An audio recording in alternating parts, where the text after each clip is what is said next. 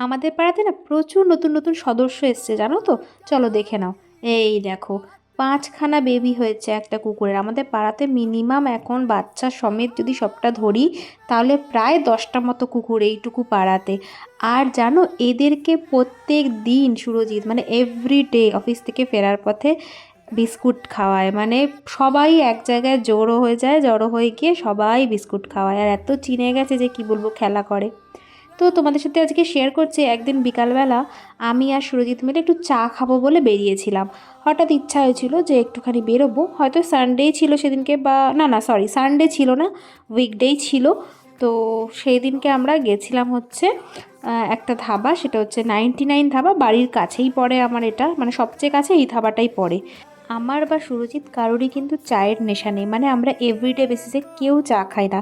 মানে অনেকের থাকে না, ঘুম থেকে উঠেই চা লাগে, বিকালবেলা চা লাগে, আমাদের কিন্তু ওরকম কোনো ব্যাপার নেই। মানে হয়তো মাঝে সাঝে ইচ্ছা হলো, তাও হয়তো মাসে একবার, কি তাও হয় না, এরকম ইচ্ছা হলো যে চলো একটু ধাবাতে চা খেয়ে আসি, কারণ ধাবার চাগুলো বেশ ভালো খেতে হয়, ওই এলাইচি দেওয়া থাকে, ভালো লাগে। তবে আমি অন্য সময় যদি ওই জিনিসটাই বাড়িতে করা হয় আমি কিন্তু সেটা আবার খাই না। মানে চায়ের প্রতি অতটা আমি মানে আসক্ত নই, প্লিজ আমাকে কেউ অ্যাটাক করবে না। আমি জানি চাটা সবার কাছে ইমোশন, বাট আমার খুব একটা ভালো লাগে না।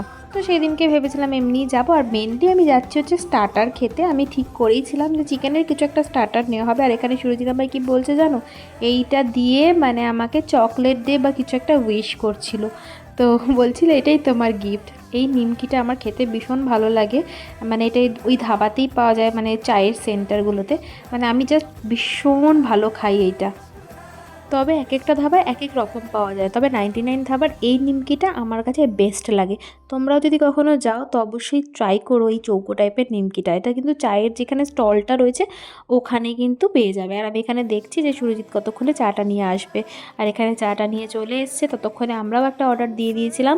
আমরা অর্ডার দিয়েছিলাম স্টার্টারে হচ্ছে ড্রামস অফ হেভেন অর্ডার করেছিলাম। আর এটার যে সসটা একটা দেয়, মানে যে টস করে আর কি সসে, ওটা আমার জাস্ট দারুণ লাগে। কার কার ড্রামস অফ হেভেন ভালো লাগে অবশ্যই নিচে কমেন্ট করে জানিও। আর আমার তো মানে স্টার্টার পেলে তো কোনো কিছুই চাই না বেসিক্যালি। আমি সুরজিৎকে মাঝে মাঝে বলি যে একদিন রেস্টুরেন্টে যাব শুধুমাত্র স্টার্টার খেতে। ব্যস্ততা অনেক, কাজের মধ্যেও এরকম একটা যদি দিন পাওয়া যায় যে দিনটা তুমি তোমার মতো করে সেলিব্রেট করবে, সেটা হতেই পারে বাড়িতে বসে, হতে পারে বা প্রিয় মানুষের সাথে কোনো রেস্টুরেন্টে সময় কাটাতে হতে পারে, বা ধরো তোমরা বাড়িতে বসেই কোনো দুজনে মুভি ডেট করলে, সেটাও হতে পারে। তো এইরকম হলে না পরবর্তীকালে যে কাজের যে আমাদের এনার্জিটা থাকে সেটা আরও বেশি বুস্ট হয়ে যায়। আমার ক্ষেত্রে তো তাই হয়। আর আমরা চেষ্টা করি মান্থে 1 থেকে 2বার অন্তত বাইরে কোথাও বেরিয়ে আর কি খাওয়া দাওয়া করা বা নিজেদের মতো করে টাইম স্পেন্ড করা। এটা সবসময়ের জন্যই আমরা আর কি পছন্দ করি, এটা প্রথম থেকেই করেছি। এটাতে কী হয় বলো তো, নিজেদের বন্ডিং অনেক স্ট্রং হয়, আর তোমাদের একটা ফ্রি মাইন্ডও তৈরি হয়ে যায়।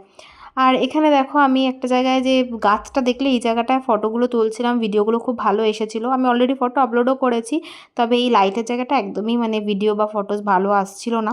তো তারপর আমি বাড়ি আসি, আর সুরজিৎ হচ্ছে সেই দিনকেই আমাকে বিকালবেলা একটা রোজ দিয়েছিল। মানে ও বাইরে বেরিয়েছিল বাপিকে একটা চেক আপ করানোর জন্য।